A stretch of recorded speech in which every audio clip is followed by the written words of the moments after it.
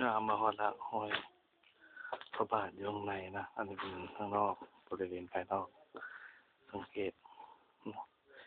เดี๋ยวจะพาเขาไปเบิ่งบาทห้อยพระพุทธบาทอยู่ข้างในนะอันนี้เป็นนาคสังเกตเก็บนาคไปเห็ดเลยหอยแครงทั้งหมด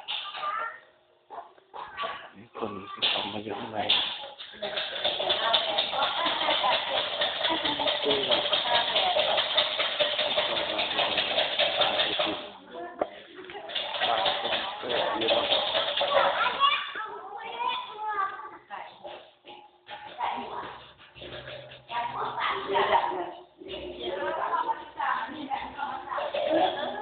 ใน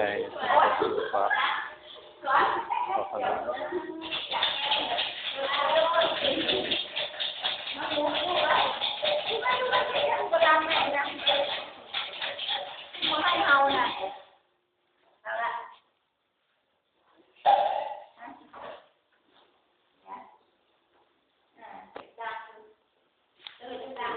บริเวณ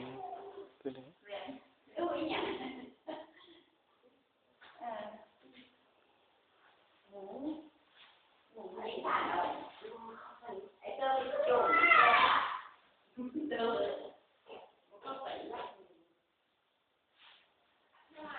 แล้วเตรียมมาลูก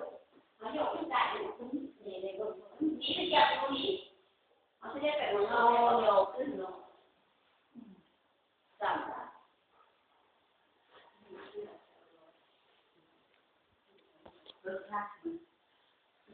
ธรรมดานะ